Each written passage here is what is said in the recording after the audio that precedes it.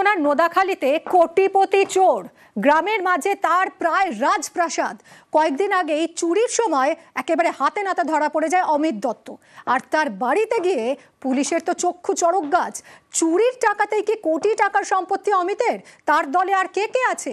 উত্তর খুঁজছেন তদন্তকারীরা।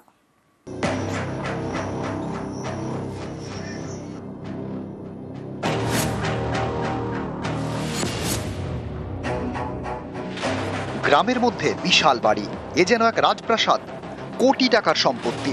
এই বাড়ির মালিক অমিত দত্ত চুরি করতে গিয়ে যে হাতে নাতে ধরা পড়েছে এখন শ্রীঘরে। সেই চোরের ঘরটা দেখুন।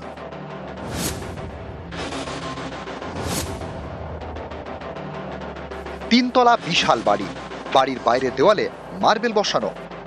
বাইরে যেমন জাঁকজমক, ভিতরেও তেমন।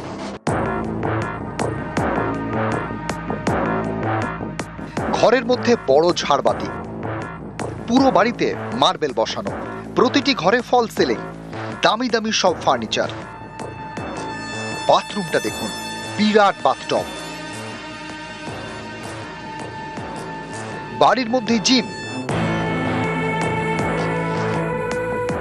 এই রাজপ্রাসাদ দক্ষিণ 24 পরগনার নোদাখালীর ভেটকাখালীতে। বাড়ির মালিক অমিত দত্ত। গত 1 জুন তাকে গ্রেপ্তার করে পুলিশ। হাওড়ার আন্দুলের একটি বাড়িতে চুরি করতে গিয়ে হাতে নাতে ধরা পড়ে যায়। 3রা জুন অমিতকে নিয়ে নোদাখালীতে যায় পুলিশ। চুরির দায়ে ধৃতর বাড়ি দেখে পুলিশের চোখ কপালে ওঠে। স্থানীয়দের দাবি, অমিতের সংসারে রয়েছেন স্ত্রী, ছেলে এবং ছেলের বউ। আদি বাড়ি কলকাতা লাগোয়া দক্ষিণ 24 পরগনার মহেশতলায়। 13-14 বছর আগে নোদাখালীর ভেটকাখালীতে থাকতে শুরু করে অমিত। গ্রামের সরু গলির মধ্যে টিনের ঘর করে, সেখানেই এখন 3তলা রাজপ্রাসাদ। অমিত দত্তর বাড়িতে জোড়া বাইক রয়েছে, কিন্তু সাইকেলে চড়েই সে যাতায়াত করত বলে দাবি স্থানীয়দের। 13-14 বছর এসছে। উনি মহেশতলায় ওইদিকে থাকতো, বাটানগরের দিকে বাটানগরে থাকতো। দেখি না উনি এখন মানে বাড়ি করেছে, শখ আছে। হ্যাঁ, শখে করেছে। লোক তো চিরকাল তো মানে মাটি ঘরে বাস করে না।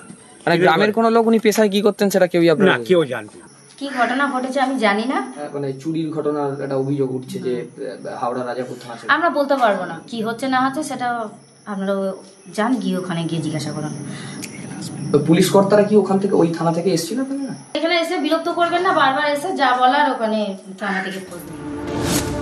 গত 1 জুন হাওড়ার আন্দুলের রাজাপুরে চুরি করতে যায় অমিত, সঙ্গে আরো কয়েকজন। খবর পেয়ে তাদের ঘিরে ফেলে পুলিশ। বাকিরা পালিয়ে যায়, অমিতকে ধরে ফেলে পুলিশ। চোরেদের এই গ্যাংয়ে আর কারা রয়েছে, এই গ্যাংয়ের মাথাকে, এইসব প্রশ্নের উত্তর খুঁজছেন তদন্তকারীরা। দক্ষিণ 24 পরগনা নোদাখালী থেকে সমীর মণ্ডল, নিউজ 18 বাংলা।